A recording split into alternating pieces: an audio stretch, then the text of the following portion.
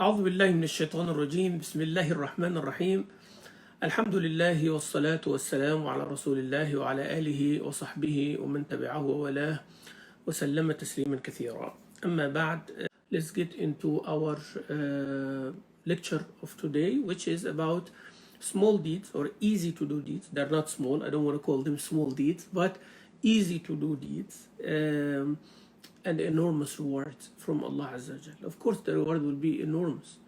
It's easy on us physically, but it is with Allah Azza wa Jal, it is a huge deal, huge difference.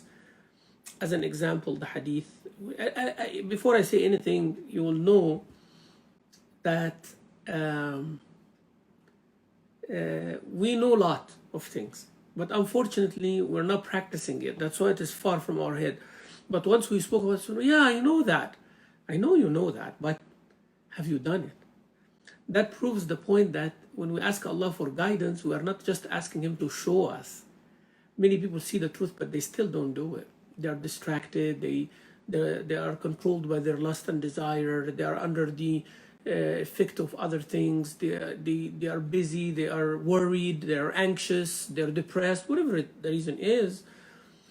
So not everybody, just because they are shown the truth or they're shown a good thing, they will end up doing it. Actually, majority of the people will not do it, even though they know the right thing. So you need the help of Allah Azza wa Jal to remind you to remember Him. You know, every one of us know that we have 5 daily prayers, and there is adhan for that prayer. And mashallah, now we have adhan of you know, in our apps and all of that. You know, the apps on our computer and or at our home, or when you are at the masjid. May Allah bring us back to the masjid. So following the muazzin and saying the adhan after him. Rasul sallallahu alayhi wasallam, he says, whoever listen to the muazzin, and then after the adhan, and he repeats with the muazzin. So when you say Allahu Akbar, Allahu Akbar, you say Allahu Akbar, Allahu Akbar. When you say Ashhadu an la ilaha illallah, Ashhadu an la ilaha illallah at the end. And some of the narration said when you say Hayya ala salah and Hayya al falah, you say La hawla wa la quwwata illa billah, or you repeat the same thing. And after nida finish, you say Allahumma, O Allah, رب هذه الدعوة التامة, you are the Lord of this perfect call, the adhan, والصلاة القائمة, and the salah which is about to be established. O Allah, آتِ محمدا الوسيلة والفضيلة, give Muhammad sallallahu alayhi wa sallam al-wasila, which is the highest degree of Jannah, that a person when he gets, he makes shafa'a to everybody, that intercede for everybody. That's the state of al-wasila, the intercession.